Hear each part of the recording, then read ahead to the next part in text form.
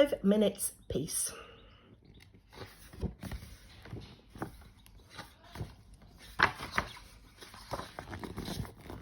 The children were having breakfast. This was not a pleasant sight. Mrs. Large took a tray from the cupboard. She set it with a teapot, a milk jug, her favourite cup and saucer, a plate of marmalade toast, and a leftover cake from yesterday. She stuffed the morning paper into her pocket and sneaked off towards the door. "Where are you going with that tray, Mum?" asked Laura.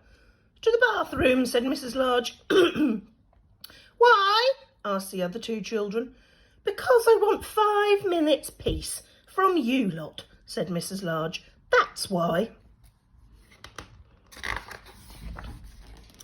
"Can we come?" asked Lester as they trailed up the stairs behind her. "No," said Mrs. Large, "you can't."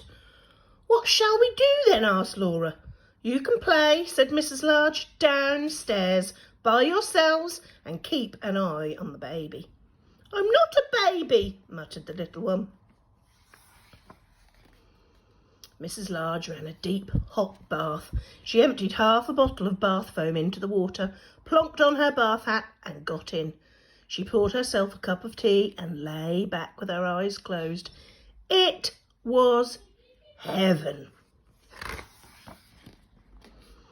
"Can I play you my tune?" asked Lester. Mrs. Large opened one eye. "Must you?" she asked. "I've been practising," said Lester. "You told me to. Can I, please, just for 1 minute?" "Go on then," sighed Mrs. Large. So Lester played. He played Twinkle, Twinkle, Little Star 3.5 times.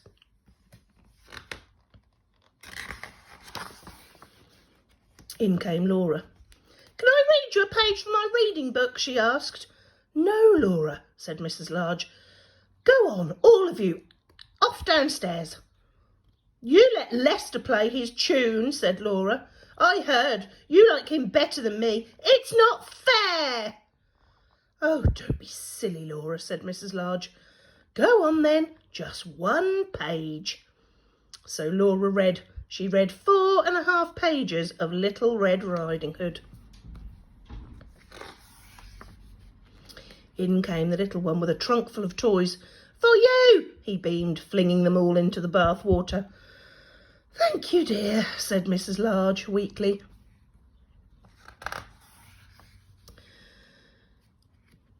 "Can I see the cartoons in the paper?" asked Laura. "Can I have the cake?" asked Lester. "Can I get in with you?" asked the little one.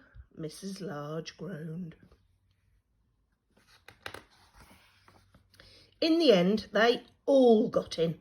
The little one was in such a hurry that he forgot to take off his pyjamas.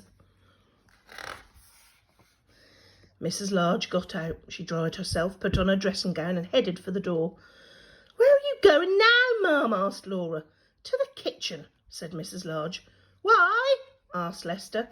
"Because I want 5 minutes peace from you lot," said Mrs. Large. "That's why." And she went off downstairs, where she had 3 minutes and 45 seconds of peace before they all came to join her.